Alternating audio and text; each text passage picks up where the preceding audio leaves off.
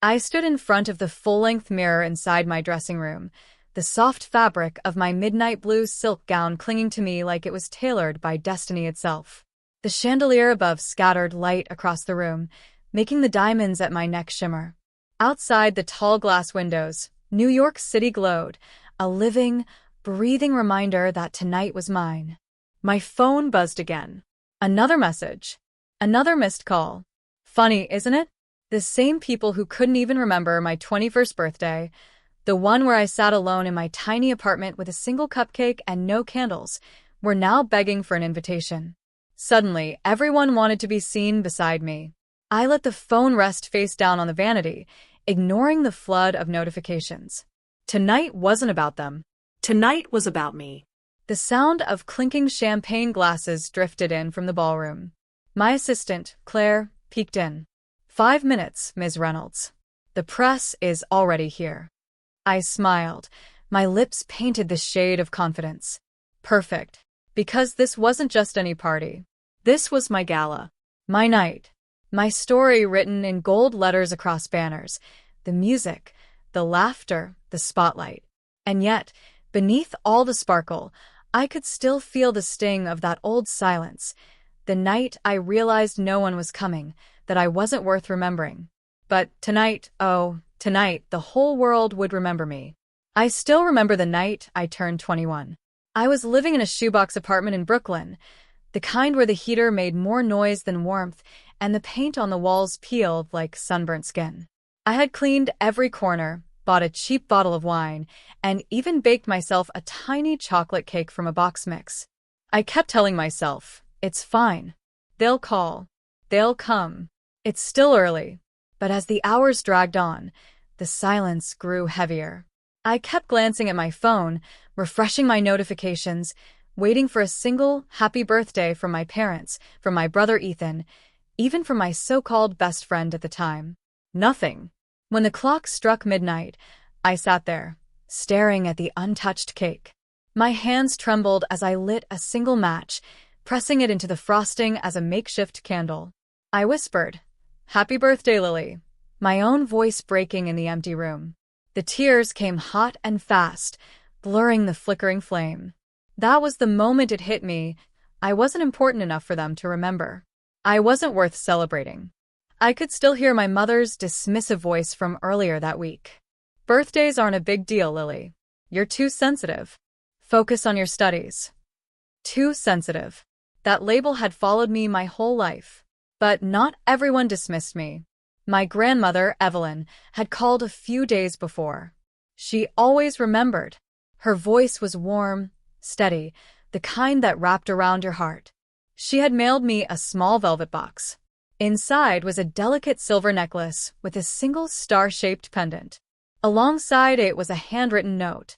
"Shine for yourself, sweetheart. Even if others forget, never forget your own worth. Celebrate yourself, because the world will catch up later." I clutched that necklace in my hand that night, feeling its weight like an anchor and a promise. That was the moment something hardened inside me. I swore I would never sit alone again, waiting for someone else to tell me I mattered. If they couldn't celebrate me, I'd build a life so radiant they'd have no choice but to notice. I blew out the flame, closed my eyes, and made a vow. One day, they will remember my name. The vow I made that lonely night became the fire that pushed me forward. I started small. By day, I worked at a crowded cafe on 8th Avenue, memorizing orders and plastering on a smile while my feet ached in cheap sneakers. By night, I poured myself into learning business courses online, late-night reading, YouTube tutorials on everything from marketing to accounting. My tiny apartment became my classroom, my battlefield, my sanctuary. There were nights I cried myself to sleep, frustration dripping into my pillow because the numbers didn't add up or because rejection emails kept flooding my inbox. I still remember one line that burned into me. "We don't believe you have the experience to lead." But somehow I kept going. Maybe it was stubbornness. Maybe it was my grandmother's star necklace pressing cool against my collarbone, reminding me that even in the dark, I could shine. Then came the turning point. I was waitressing at the cafe when a woman named Margaret Hayes, A regular customer with sharp eyes and an aura of quiet authority asked me what I really wanted to do. I must have looked surprised, because she smiled knowingly. "You've got a fire in you, Lily," she said. "Don't waste it serving coffee. What's your dream?" That night, I told her everything: how I wanted to start my own event planning company, how I had notebooks filled with sketches of venue designs and color palettes. Instead of laughing, she listened. Really listened. Within weeks, Margaret introduced me to a small client who needed help planning a charity dinner. It wasn't glamorous. I worked on it after midnight shifts, surviving on ramen and instant coffee, obsessing over every detail. When the night of the event finally came, and I saw the room lit just right, people laughing, everything flowing seamlessly, I knew this was what I was born to do. One event led to another. Slowly, my calendar filled. Small fundraisers, birthday parties, corporate luncheons. Then bigger contracts. Word spread.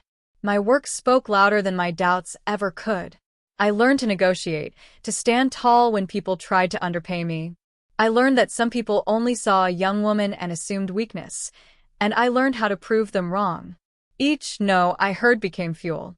Each yes was a quiet victory I celebrated alone, in my kitchen with takeout sushi and a glass of cheap champagne. But I kept it all hidden from my family. On social media, I posted modestly: a coffee cup, a blurry skyline, the occasional motivational quote. I didn't want them to know. Not yet. It felt like my secret world, fragile, powerful, still growing. Then came my first true triumph, booking the Waldorf Ballroom for a high-profile gala. I stood there the night before, staring at the glittering chandeliers and marble floors, and whispered to myself, one day, this will be mine, not just as a planner, as the woman everyone came to celebrate. And now that day had come. The ballroom glowed like something out of a dream. Crystal chandeliers sparkled above, golden light cascading across marble floors polished to perfection. Violins hummed softly in the background as guests, dressed in glittering gowns and tuxedos, filled the space with laughter and champagne-fueled chatter. Everywhere I looked, my name shimmered in gold script on banners and programs: the Reynolds Foundation Gala. For a moment, I just stood at the entrance, breathing it all in. This was my night. My victory. I walked slowly through the room, the silk of my gown whispering against the floor. Heads turned. Photographers lifted their cameras. Flash after flash lit up the air as if I were already a queen stepping into her coronation. And then I saw them. My parents, Patricia and David Reynolds, standing stiffly near the bar. My brother Ethan, his arm draped around his girlfriend, scanning the room with that same restless energy I'd grown up watching. Their expressions were a mix of confusion and disbelief, like they couldn't quite process what they were seeing. They hadn't RSVP'd. They hadn't even been invited. But of course, they'd shown up once they heard my name whispered around the city. I approached them slowly. Their eyes darted around at the wealth on display, the velvet drapes, the towering ice sculptures, the servers gliding past with trays of crystal glasses. This wasn't the world they thought I belonged in. "Lily," my mother finally managed, her voice tight. This is yours." "Yes," I said simply, letting the single word hang in the air like a challenge. My father cleared his throat, his discomfort visible. "I didn't realize you were doing so well." I smiled faintly, though my heart hammered in my chest. "That's because you never ask." Silence stretched between us. Ethan shifted uncomfortably, his jaw tightening. He'd always been the golden child, the one who got attention, while I was the sensitive one, the afterthought. Now his eyes flickered with something unfamiliar: envy. Just then, Claire, my assistant, stepped onto the small stage at the front of the room and tapped the microphone. "Ladies and gentlemen, if I could have your attention. Tonight, we gather not only to celebrate the work of the Reynolds Foundation, but to honor the woman who made all of this possible." Every eye turned toward me. My heels clicked softly against the marble as I climbed the steps to the stage, the weight of my star-shaped necklace steadying me. I looked out at the sea of faces: donors, partners, reporters, strangers who believed in me, and then, finally, at my family. My voice didn't shake. Good evening. For those of you who don't know me, my name is Lily Reynolds. And tonight is more than a gala. Tonight is my birthday. Gasps rippled through the crowd. My parents' faces drained of color. I let a small smile curve my lips. For years, my birthday was forgotten. Ignored. Dismissed. But I made myself a promise that if no one else would celebrate me, I would build a life so extraordinary the world would have no choice but to remember. Applause thundered through the room, echoing like justice. My throat tightened, but I held steady. I stand here not as the girl you overlooked, but as the woman who created this. The Reynolds Foundation will fund education programs for women across the country, so no young girl ever feels invisible the way I once did. The ovation was deafening. Cameras flashed. I caught my mother's eyes glistening with something like regret, my father's jaw clenched tight, Ethan's fists curled at his sides. And in that moment, I knew the power had shifted. When the applause faded, I stepped down from the stage. People swarmed me, donors shaking my hand, journalists asking for interviews, strangers offering congratulations. But my eyes found only one group in the room, my family. They stood off to the side, uneasy, like guests at a party they didn't belong to. For once, the roles were reversed. I was the one people wanted to be near, and they were the outsiders, waiting for permission to approach. My mother finally broke, her voice soft but strained. "Lily, we're proud of you." I tilted my head, studying her. "Are you? Or are you just surprised?" Her lips pressed together, unable to answer. Ethan stepped forward, his tone defensive. "You didn't have to do all this just to prove a point." A laugh slipped from my lips, sharp, but not cruel. "Ethan, this isn't about proving a point. This is about building a life. A life no one thought I was capable of." My father shifted, his pride pricked. "You could have told us what you were doing. We would have supported you." I met his eyes squarely. "Would you? Because I remember sitting alone on my birthday, and not one of you cared enough to even call." Support isn't claimed in hindsight. It's proven in the moments when it matters. Their silence was answer enough. I drew a slow breath, steadying my voice. "You want a place in my life now? Then there are conditions." They exchanged wary glances. I could feel the weight of every ear in the room straining to hear. "First," I said firmly, "respect. No more dismissing me as too sensitive. No more treating my feelings as inconveniences. I am not asking for validation. I'm demanding basic human respect." My mother's eyes fell to the floor. "Second," I continued, turning to Ethan, "find your own path. Stop living off our parents' approval, or off me. You have talent, but you've buried it under entitlement. Dig it out, or stay stagnant. That choice is yours." His jaw clenched, but he didn't argue.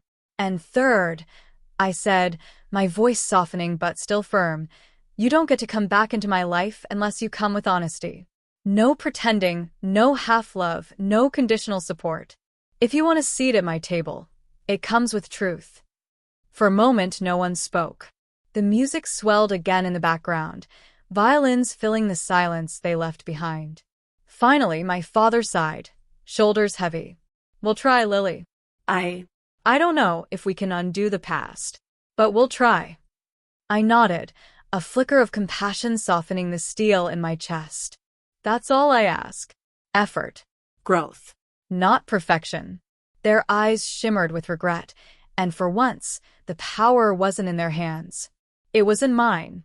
Not because I had money or a ballroom full of people chanting my name, but because I finally knew my worth. The girl they ignored had become the woman they now had to answer to. Later that night, after the last guest had left and the ballroom grew quiet, I slipped away to the balcony overlooking the city. The air was crisp, the skyline glittering like a crown laid across the horizon. I held a glass of champagne loosely in one hand, my grandmother's star pendant warm against my skin. For the first time in years, I felt light. Not because of the applause, not because of the wealth, not even because of the power, but because I had finally celebrated myself the way I deserved. Behind me, I heard soft footsteps. My mother. She stood a few feet away, hesitant, her voice fragile. Lily, I'm sorry. I should have been there for you. I should have remembered. I turned, watching the guilt in her eyes, and for a moment, I saw not the mother who dismissed me, but a woman who had made mistakes and was finally willing to admit them. I don't need perfection, Mom, I said quietly. I just need presence. Consistency. If you can give me that, maybe we can rebuild. She nodded, tears slipping down her cheeks, and for the first time in years, I believed she meant it. Inside, I glimpsed Ethan speaking with Claire, his usual arrogance tempered, his eyes uncertain, maybe even inspired. My father lingered by the bar, silent, contemplative, like a man realizing too late what he'd taken for granted. The change wouldn't be immediate. Healing never was. But it was a start. And for the first time, I wasn't begging for their love. They were reaching for mine. I lifted the champagne flute to my lips, savoring the quiet. My grandmother's words echoed in my mind. Shine for yourself, sweetheart. Even if others forget, never forget your own worth. I smiled, whispering into the night. I didn't forget, Grandma. I never will. The city lights seemed to glow brighter, as if the world itself was celebrating with me. Because this was no longer about proving them wrong. It was about proving myself right, that I was worthy, that I was enough, that I could turn silence into symphonies and neglect into something unforgettable. I took one last look at the ballroom, at the golden letters of my name strung across the walls. Then I turned back to the city and whispered my truth, the truth that had carried me here, the truth that would carry me forward. They ignored my birthday, but tonight, the whole city sings my name.